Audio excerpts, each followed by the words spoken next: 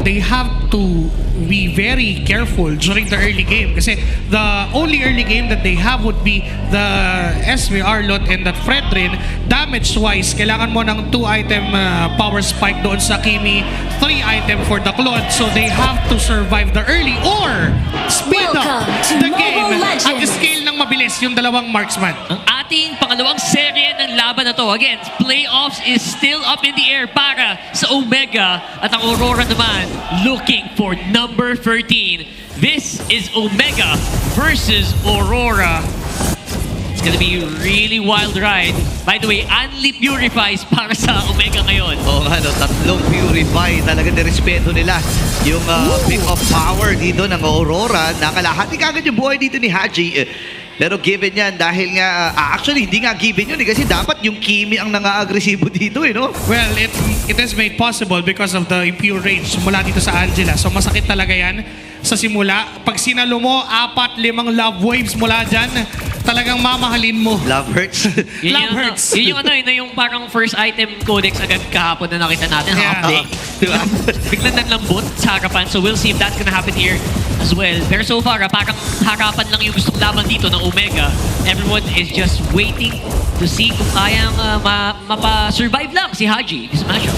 And for objective naman, I mean, you can give the advantage to that Fredrin. Kailangan lang talaga niya ng isang matinding zone and that is where the Esmeralda comes to action and even the Arlot mula kay Super Yoshi. Pero kasi we've seen a lot of times na Aurora punished yung Fredrin jungle.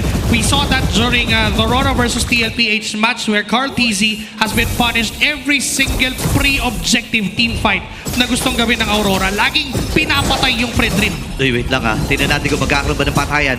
Demon Kite ay nag-aabang. Naagaw niya pa yung crab na yon. Patungo na ata sila sa unang pag-go ng laban. Lumabas na rin ang expanding river at may mga ganap na kagad na nangyari sa gitna. Pero wala silang flicker, that means kailangan din humarap dito nila James. Yoshi on side. Okay, nagamit yung Falling Starman at malayang pagong ang makukuha dito ni Ryzen. Nagamit na rin kagad yung Mountain Shocker. Labas din yung Traction Pulse. At si Haji, tinatatad lamang itong si Edward. Tapos sa ibang ibaba, may nagkakanap din. Densky. At nailapag yung Zaman Force. Ang sakit at nakakapti. Oh my goodness! Baka mabibig siya. Pero first blood ay mapupunta kagad dito kay Dominic. Kahit ngayon naman ay naiba-libag. Super Yoshi, kailangan na matras. Pero wala ata siya kaatrasan. May final slash siya pero hindi magiging sapat. Grabe ang sustain yung damage from Aurora. Anlihiling talaga yung sa side ng Aurora dito. Surge of life plus yung healings from the love waves. Good bawi din from Aurora. Now that they lost that objective, kumuha sila ng trade-off doon sa gold lane and nakabutas pa sila ng dalawang ibon out of that one stone. Una, nakabawi sila doon sa turtle loss. Pangalawa, napapabagal nila o nahihinto nila yung pag-scale up ng isang clone. And that's the best decision na ginawa nila. Kaso nga lang for Smart Omega, they need to continue being so aggressive enough with the zone coming from that Arlot and Esmeralda to secure all the remaining objectives. Kapag nag-lord na kasi at ganun pa rin yung tempo na napipilitan ng Aurora na kumuha na lang ng trades, baka madelikado sila kapag late game na. At this point naman, kailangan ng manatiling buhay dito ng Omega. I think that is the game plan. Para pag mahapdi na yung Claude, mahapdi na yung Kimi, tsaka tayo mag-go. Pero parang papaabutin pa ba doon ng Aurora? So, kailangan nila nga umaksyon kagad dito. At napakaganda nga doon, nakakuha agad sila ng 2 kill. And yung kill na yun, yung isa doon ay napunta kay Dominic Kite. No, kahit masasabi natin na medyo tahimik pa si Demon Kite dito, pero yung pressure and yung vision na nabibigay pa lang nung kanyang Mountain Shocker ay sapat na para sa kanyang mga teammates, no? More than enough actually yung vision na yon kasi at least alam nila kung ano yung next na gagawin nila, yung next na plan of action out of that. And for Smart Omega, they could continue what they're doing during the objective. Yung zone na magagaling kay James, he has to be up ahead doon sa mga gustong puntahan na pwesto ng side ng Aurora. Okay. Harapan lang naman ang ginagawa nila so far. Aurora as well, trying to farm up kasi si Demon kahit kailangan din naman ng farm yan.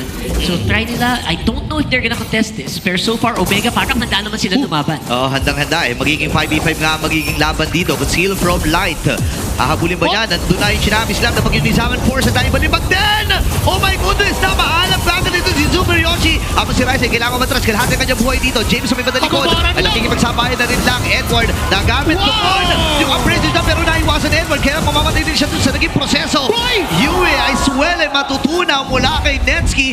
Dalawa laban sa isa ang naging palitan doon. Pero andito pa si Ryzen. Pwede actually kumontes pero hindi na muna aabutan pa. Dahil nga naman napilitan mag-recall itong si Ryzen para mag-replenish ng kanyang buhay. Medyo naging questionable dahil hindi ni Rush ng Omega yung turtle. Oh my goodness! 2v1 na naging action kasi nga naman meron din kasama. Ito na si Doming kahit Haji ando na rin. Yan si Super Yoshi Aray ay ko. umabot na. Kaya lang ang problema ay hindi kayang saluhin lahat ng mga atake dito ni Doming. Parang kahit sino pwedeng sabihan ni Yue gana eh. Pag sinabihan niya yung Harriet, Aray ko. makakapatay sa bottom lane. Aray ko, napakahapdi na ng mga tandad ng mga bala dito ni Haji. Pero sa kabilang panig naman, ay nakabasag na ang Aurora sa itaas. Ganda pagdepensa pa rin. Masasabi natin dun sa bottom lane para sa Omega. Again, questionable kung bakit hindi in-start agad ng Omega yung second turtle. They could have won that if they bursted the turtle down. Kasi alam naman nilang lamang si Ryzen when it comes to objective taking. Ang nangyari pa, dahil pinatagal nila ng konti lang, at least 2 seconds lang, nag-decide yung Aurora na teka, G. hindi sila nag-turtle, edi patayin natin sila. With the pick of coming from that Kalea and yung babat na nanggagaling dun sa Alice na may kasamang Angela, nahihirapan sumabay sa team fight ang Smart Omega. Kung wala yung Claude, wala silang way para pigilan si Edward na gawin yan. Okay, ngayon tingnan natin kung may makakapigil pa ba dito kay Edward. Nakakaba na naman yung hard guard, no? And this time ay sasanib na nga. Pasok si Ryzen! At naburaw na Princess Run! Ngayon may naimalibag dito ni Light. Kaya lang kapon pa rin si Ryzen. So may bandang hinlikuran naman si Dominic versus 2. Tinatatad lamang siya dito ni Haji. At ngayon ay si Demon kahit ang hinahabol. Tamang sayaw dito si James. Matatagpuan si Light. Pero nandun yung pagsugod! Puli kay Inay. Commit din. Super Yoshi with a kill.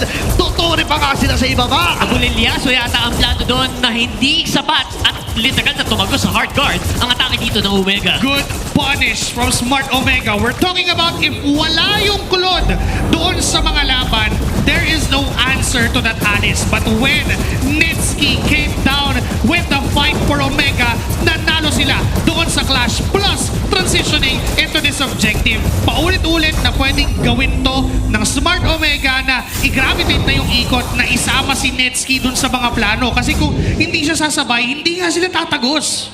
Okay, ang ganda ng pinapamalas dito actually ng Smart Omega, no? And ang Aurora ay actually dapat sila nga yung nagmamadali, no? Pinag-uusapan natin about sa timings and sa timers na meron ang Omega na unti-unting sabihin natin nanggugulo sa mga tenga nila na nagtitik. Pero ang Smart Omega ngayon nasa magandang posisyon naman kahit paano, no? Alam mo sa lineup na yan, parang dapat pagpantay kayo ng gold. Parang mas Kabahan ka? lamang yung may Claude kasi that means Yes. survive siya. Yeah. Sa late game talaga nagwawala yung mga Claude eh. Sa bawat segundong nasusurvive ng Claude sa early game, dumadagdag yung potential lalo ng Claude.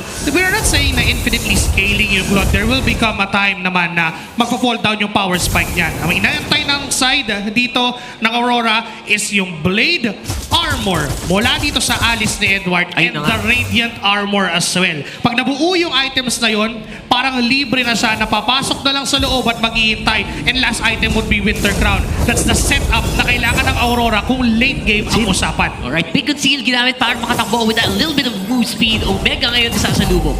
Okay, pero ang aabutan ata nila ay si Edward. Nagamit na kagad yung Throne of Ruin. Ngayon, atras muna dito ang Omega. Reset ang magiging goal na magkabilang panig. 30 seconds pa naman para doon sa unang malaking objective ng larong ito. And available na by the way para kay Light yung kanyang feeding time.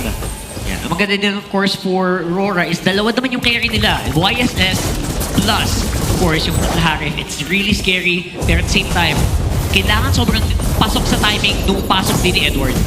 Yes. And the same goes as well dito kay Netsky. Kapag mali din yung oras ng pasok niya, maaari siyang madelikado at maaari pa siya yung targetin ng Tsunami Slam mula kay Light. The good thing is that meron naman siyang Purify and he has to save that onto that moment. Kasi if purify mo dito, yung Puppet on a String or even yung Throne of Ruins nito ng isang Alice, parang hindi worth it at magiging susceptible target ka pa ni Light doon sa kanyang Tsunami Slam. So now for the Lord, Omega must be 2 steps ahead against Aurora. Kailangan nakapwesto si James, nakapwesto si Yoshi, and si Ryzen. Meron siyang chance dito na, teka, bitaw-bitawan ko nga ito ng onte, puwersahin natin silang lumaban. Yun nga, pinapalapit lang talaga dito ang Aurora, no? Pero ang magandang balita naman para sa kanila kahit papano ay pumapabor para sa Omega yung flow ng wave. Kaya nga napipilitan din si Doming kahit na magpakita doon sa taas, kahit delikado no? Which is already a given. I think medyo kalkulado naman nila yan. Ito namang Omega, confident sila kasi lahat ni Purify. So kayo mga kaibigan, kung nanonood kayo, make sure na keep your eyes on the cooldowns ng mga balance spell niyo. Very crucial sa mga magiging teamfight natin. Sobra yung timing ng mga Purifies na yan kasi without that, madali na lang for Aurora to get their initiations right kasi kay Light manggagaling yun. Pero right now na may mga Purify pa, na kay Edward yung responsibilidad. Ako dapat yung mauna. Pag may napwersang Purify, tsaka may tatalon na Light or hindi yung mga naka-purify ang targetin ni Light. May it be Ryzen or Super Yoshi, pwedeng sila yung unahin ng Aurora. Tama, kasi pwede silang unahan ni Super Yoshi With Oo. that flicker, obviously with the final slash, it's really impactful. Depende sa timing, pero ito na yata, posible mangyari dito. They're getting ready Zone. for the Lord. Ganda ng zone ni James. Ayaw palapitin si Demon Kite Di at makakabot. first. At ang magiging call, pasok din sila. Ryzen, nagtagumpay na with that retribution. Breaking the way naman ni Sasam Dineski. Wait, ang Tower of Ruins. Ngayon dalawa nakakalito si Haji. Kailangan mag-atrasan ng tatlong miyembro din ng Aurora. Pero sabi na, hindi. Laban ba natin? Hindi. Ang problema ay 5 pa.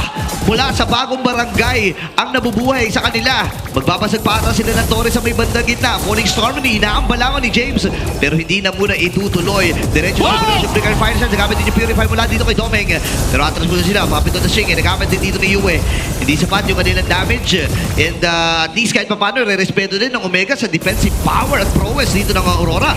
What a beautiful zone mula kay James and kay Super Yoshi. Alam nila na there is no chance na makakalapit yung YSS than using his traceless just to go near the Lord. And pag ginamit yun, marami silang ways to punish na wala ng crowd control immunity yung isang YSS. So Yeah. therefore, that zone led them to get this objective and may lead them to destroying inhibitor turrets down base doon sa side ng Aurora. Tsaka nagtutunaw na yung damage ng Omega. Hindi mo matitiis yung Blazing Duet ngayon, no?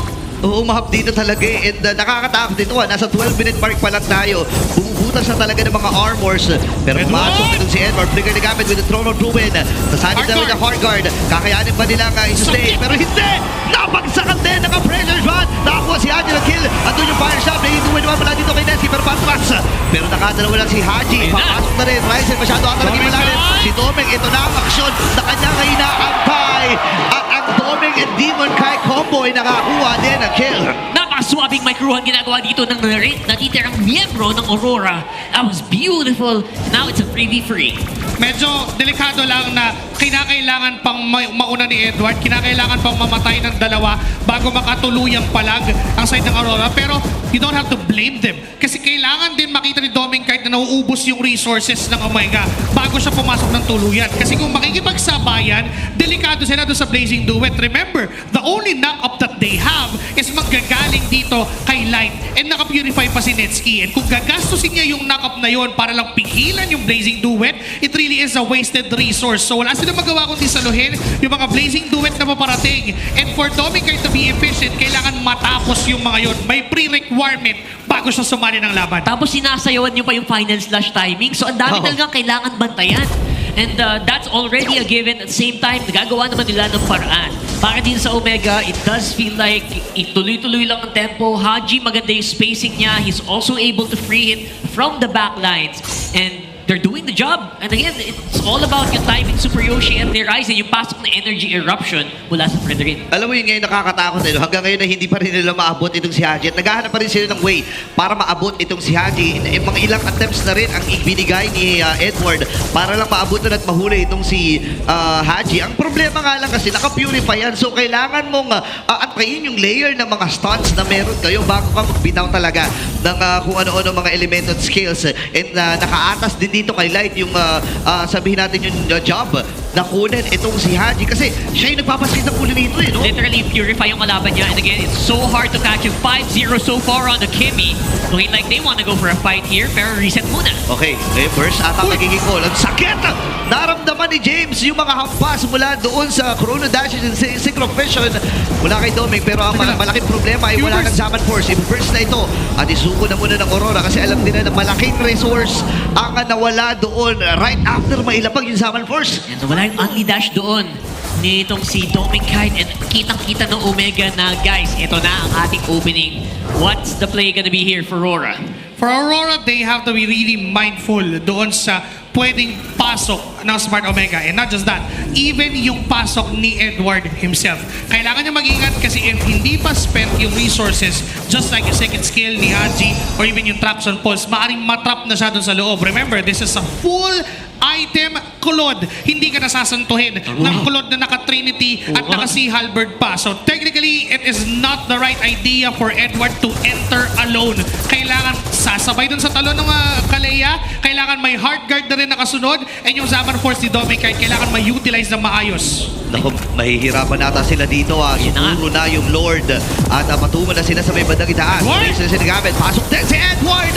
Pero nakasama rin yung Heart Guard. Maiipit ata si Ryzen sa malalim na parte ng base dito ng Aurora. At tapos muna sila mamatay si Super Yoshi.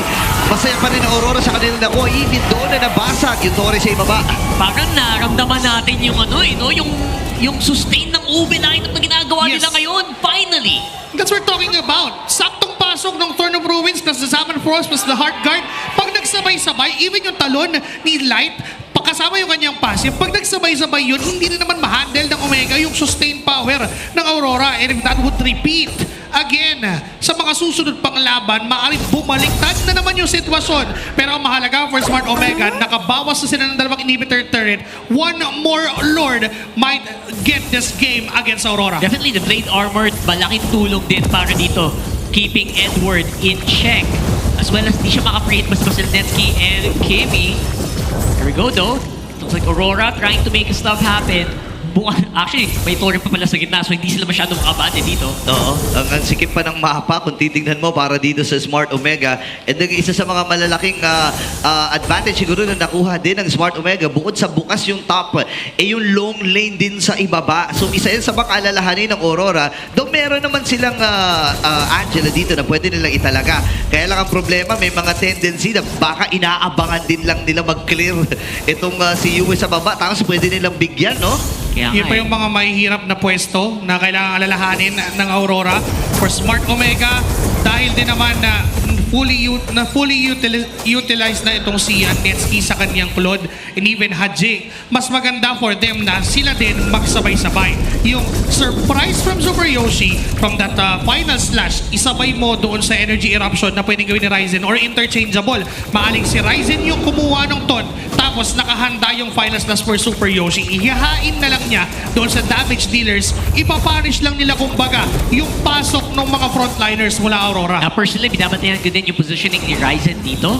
Depending on how he starts the fight, kung maganda yung energy eruption niya o hindi, might actually make or break para sa Omega. So far, wala na halos goal lead. And I think medyo critical mass na ang ating mga players dito sa game na to at 18 minutes into the game. Okay, Netsky Okay, nagpakita si Netsky dito. Medyo delikado ata yung mga pag-aabante niya. Buti may BMI siya. Alam nila, nasa ibaba si Yue. 4v5 magiging laban. Pero any moment, Happy pwede siya tree. mag-hard guard. Pasok si Dominic. Pero si Ryzen pa rin ang nagtagumpay. Ngayon na magiging kolata ng Aurora dito. Rundown na lang. Mamamatay rin si Ryzen. May ibig si James. Itiligtas pa dito si Super Yoshi. Hindi lamang. Habang si Haji ay nandun din. Masakit na rin yung mga normal hits. Mula sa kanya mga bala. Si Ryzen lamang ang nabili dito ng Aurora. Pero yung Lord ay hawak pa rin ng barangay. Ayun, medyo wala na talaga no choice si Ryzen doon. Kailangan siyang i-alay doon. There was Wala. just no more mobility after the retribution that he could use to get away. Pero I think that is gonna be best case scenario still for Aurora. They got one. Pero again, kailangan pa nilang dumepensa. Actually, yung for Omega pa nga, mas maganda na hindi namatay si Ryzen doon. Pero wala na talaga siyang magagawa. Just like what you said. Kailangan niyang ialay yung buhay niya para mabuhay yung ibang members ng Smart Omega. And for Aurora, the good thing for that is nakakuha nga sila ng isa, pero sana mas marami pa dapat yun kung mas na-layer nila na maayos at mas nakapasok pa yung mga damage dealers. A Lord is marching down top lane at mukhang yung Omega ay sasabay na rin. Okay, nagre-ready na ata dito. Kung sila ay nagamit na ni Super Yoshi. Tagumpay sila sa pagbasag na Torre sa gitna. Aabot din naman dito si Ryzen. Ang katanungan ni hahabol ba dito? Aurora, okay, napalalim ata si James. Meron mo siyang immortality at mapapop ito. Nakasanib na yung hard guard at napatay at nakitil ni Demon Kite. Atrasan muna dito ang Smart Omega. Medyo napalalim ata si James sa naging tagpo na yun, ha? Nakamulat din yung push and pull and yung pasok din, yung hapdi ni Demon Kite doon sa exchange na yun. Actually, both of them, kung merong may mapapalalim, mapapunish ng sobra. And in that case, it is James na napunta sa trap ng Aurora. Remember, pag naipit ka sa gitna ng isang Angela, Alice, YSS, and even that Harith, hindi ka nagagalaw at all. Yes, makakagalaw ka, pero hindi ka mabubuhay. And same goes as well for Aurora. Kapag sila naman yung naipit sa Fredrin, Arlon, Kimi, and Claude, hindi rin sila mabubuhay. Look at that, very dominating movements coming in from Aurora. Parang na-try nila mag-pincer maneuver dito. Oo nga, iniipit eh, sinasandwich nga nila eh. Ryzen, hinahabol dito si Light. Dome? Tapos ng Summon Force, napakatapos talaga. Final Slash yung nagamit. So may mga resource na natanggal para sa Smart Omega. Gayon din naman para sa Aurora. Sanib ng hard guard. Si Edward na magiging target. Nasakit na rin ang mga normal hits para dito kay Netsky. Bumili ng immortality dito si Ryzen. Ngayon, alam nila na wala ng hard guard. Though mababa rin lang naman yung cooldown dyan. Pero kailangan umuwi ng mga miyembro ng Aurora para mag-clear ng kanila mga waves sa top, mid, and bottom. At pagkakataon ng Omega dito na i-burst. Reverse yata nila to. I think this is a bad decision for Aurora na ilaban nila, pero I get it. Kailangan nila dahil Kailangan eh. basag na lahat ng kanilang inhibitor turrets. At kapag nakuha to ng Omega, might be the end of it. 21 minutes, makunat na Lord na ang kanilang makakaharap niyan. Kailangan nilang i-contest to. Aurora Dami. trying to get into it. You were daming minions na kailangan i-clear. Hindi in the help of Demon Kite. Wala na silang choice to ibigay. Okay, nabitawan na rin ni Edward. Inalaban nila para sa Retrian. Ryzen nagtagumpay. Ngayon ay lalaban na rin si Edward. Napaka-zero na damage dito ni Nancy. Ay, nakulang din! Halos 2 hits lang. Kaya pumasok din. Purify na gamit ni Haji. Atrasan muna dito ang Aurora. Oh my goodness. Maghahabol pa rin si James. Ayaw na pala yung tantana. Nagamit yung Winter Crown. Ryzen with a taunt. Atras muna siya dito. Nagamit yung Purify. Back to Demon Kite. Ay, nakapakay na. Super Yoshi ang magiging next. Popping na immortality. And si Super Yoshi ay aabutan pa. Ryzen nakatakas. Yung Lord ay nakalaya dun sa may bandang gitna. At napaalam din itong si Super Yoshi. Grabe ang palitan. What a decision! Sige, Edward, ikaw na lang yung umuwi, tapos kami, lalaban kami, and they won the battle. If ever they lost that, mahihirapan ng Aurora. Si Edward na nakadidepensa, but because they won the clash after the Lord, makakadepensa pa at mabubuhay ang Aurora. Sobrang clutch din on the team fights. May mga mukhang mauwi na. Pero biglang mag-turn. And nakakagulat talaga yun. And now the death timers are really kicking in. Na halatang halata na pag ikaw namatay ngayon dito, 1 minuto, dagdag insulto, pwede kayong matalo. Mahirap na talaga to. Kailangan pag-isipan din ang mga magkabilang kupunan na ito. Kung ano ba mga items actually na kanilang i-investan sa kanilang mga sarili. Immortality actually, bumili na rin itong si James. Sobrang importante nito para sa kanya. Sobrang vital na ng immortalities dito sa laban na to. The second life might cost you the game. And now that we are on a 23-minute mark, mga kaibigan, this is the time na, tulad nga na sinabi ni Rockart, kasalanan na pag namatay ka pa dito sa Clash. And for the side of Omega, 2 of them has their immortalities, Ryzen and James. They may be vital kasi kapag sila yung nawala, if Ryzen ay mawawala dito, yung death timer niya ay aabot ng 67 or 70 plus. Tapos yung Lord ay lalabas na in 30 seconds. So if you're Aurora, you might want to force a play dito sa time na to, pero mukhang ilalaban na lang dito sa Lord. Nasa punto na tayo na only buy and sell na lang tayo dito ng Winter Crown at Immortality. Yun na lang ang budget ngayon. Pati si Yue mahapdi na doon sa Angela. Siya na yung taga-clear ng minion waves honestly at this point. Oh, actually, buti nga, nakapag-react pa itong si Demon kahit dun sa gitna kasi sobrang dami ng top, mid, and bottom. Maaari pang mamatay itong si Yue kanina. Sabi yan, support lang ako. Teka lang guys. Kailangan ng tulong. Kailangan ko ng tulong. Kulang ang pagmamahal dito. Oo, hindi kaya ng pag-ibig, pre. Hindi kaya ng pag-ibig to, 3 lane, no? Pero now they have better control again with the global presence of the Angela. Sisimulan nila ngayon ang ating possible last Lord. Okay, maaari talagang huling Lord na to, James. Pinapadali, Ayan, papakita na kung sino ay nagamit din. Demon Knight na bitawan na yung kanyang ultimate. Pero si Edward Pinapadali, na magiging pinapadali. Pinapadali nilang i-burst. Tatanong din. Exacto! Dumancho na Ruiz ang gamit din ng Winter Crown. And this time, ang Super Yoshi mamamabay ko na nagiging call ng Aurora. Isa-isa na nila pinapagutong ba ang bagong barangay. Magiging sunod na si James. Atras muna ang tatlo. Ibibigay na ata nila yung Lord na ito. Napakagandang turn. Napakagandang pagpasok mula kay Edward at ang buong kupunan ng Aurora. Paano nagsusurvive si Edward ng ganong katagal laban sa multiple members?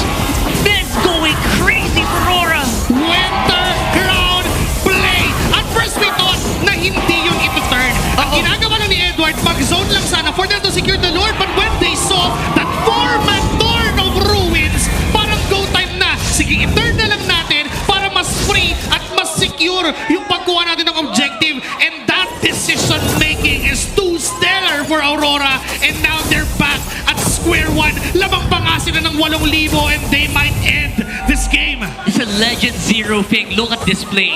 Beautifully impacted. May kasama pang Flicker at Winter Crown sa mukha.